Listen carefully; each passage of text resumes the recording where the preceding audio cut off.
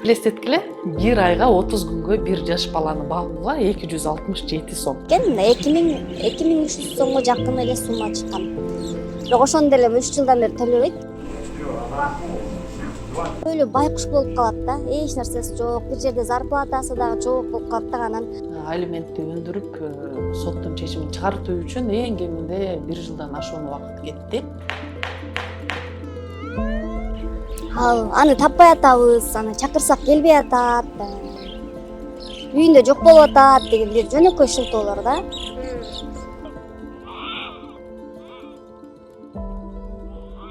3 жыл болду алиментке жазганыма. Ажырашкандан кийин 1 жылдан кийин жазгам. Ага чейин эч кандай жардам берген эмес. Балам 1 айлыгынан ал кеткен Москвага.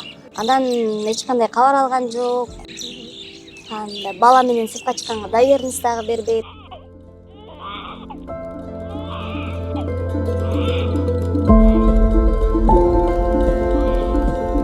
Кен 2300 сомго жакын эле сумма чыккан. Бирок ошону деле 3 жылдан бери төлөбөйт. Мындайча айтканда, азыр балам 4кө чыкты. Садигибиз бир айына 15 000. Бул мындай жалгыз бой энелерге ошо алименттин биздин мамлекеттен да аз өлчөмдө чыгарып бергени бир чоң маселе, экинчиден ошону убагында төлөйт белек.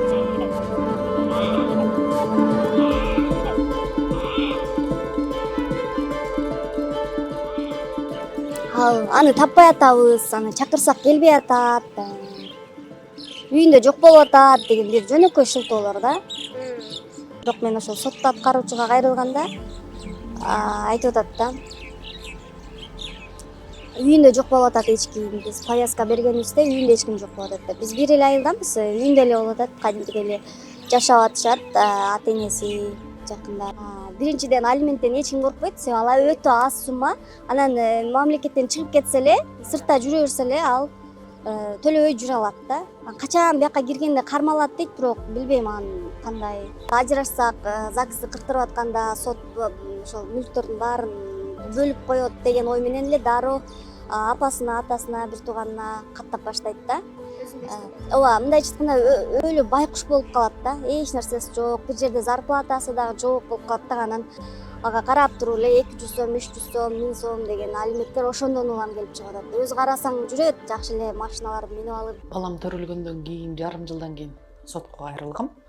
Алиментти өндүрүп, соттун чечимин чыгартуу үчүн эң кеминде 1 жылдан ашуун убакыт кетти. Биз ошо бир алимент өндүрүү үчүн бир балага жогорку сотко чейин жетип соттошконбуз. Анткени ал акыркысына чейин алимент төлөөдөн баш тарткан. Соттун чечими чыккан мезгилден бери 6 жыл өттү. 6 жыл ичинде биз бир дагы сом алимент үчүн акча өндүрүлгөн эмес. Соттун чечимин сот аткаруучулар мекемесинин кызматкерлери аткарган эмес. Мен жөн гана алардан аракетти күтүп отурган жокмун. Ар жылына жок дегенде 2-3 жолу барып, кызматкерлер менен сүйлөшүп, арыздарды жазып, талап кылып келген. Элестеткиле, бир айга 30 күнгө бир жаш баланы багууга 267 сом. Эми 300 сом деп тоголоктоп айта берейинчи, аябай деле сумма өзгөрбөйт дечи. 300 сомго бага албайсың. Баланын жашоо минимуму Бишкекте жок дегенде 4700 ушундай 5000 сомдун аралыгында болот. Анда жанагы 300 сом деген суммалар кайсыл жактан келип атат? Мен бул боюнча ызылдап, чуркап сот аткаруучуларга көп жолу кайрылдым. Алар эже сиз деген ушинтип кечке арызданып, көп чуркап убара болосу, андан көрө твердая денежная сумма, бир сумманы бекитиш үчүн кайра сотко кайрылбайсызбы дейт. Мен 1,5 жыл сотто жүргөнүм аз келгенсип, кайра жыл сайын мен дагы сотко чуркашым керекпи? Эмнеге сот аткаруучулары ошол мыйзамды өзүлөрү аткарбай, ошол мыйзамга баш ийбей, анан мени кайра сотко жумшап атышат. Мен жазган ал арыздарым катталбаптыр, базада жок экен дешти. Алименттен качкан анан карызчыл аталарды камоого чейин уруксат берилген. Ошонун негизинде кайра эсептеп чыгып, 2019 жылдан бери такыр алимент төлөбөгөн үчүн карызчыл мындай мыйзамдын негизинде иш козгонуу суранам. Бул ишти ГУВДга өткөрүп берүүңүздөрдү өтүнөм деп арыз калтыргам. Былтыр июль июль же август айында, бирок ал арызымдагы каралбаптыр эмнегедир.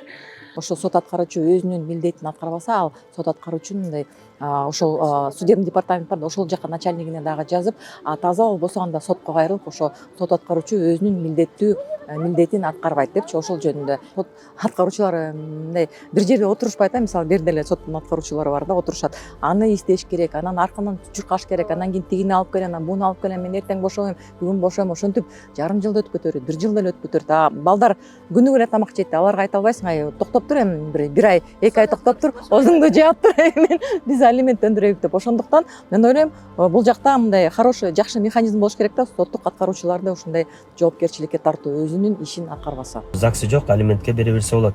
Көбүнчө баарыбыз эле билгендей, ошо свидетельство о рожденияда жана кыргызча айтканда метрика деп айтат.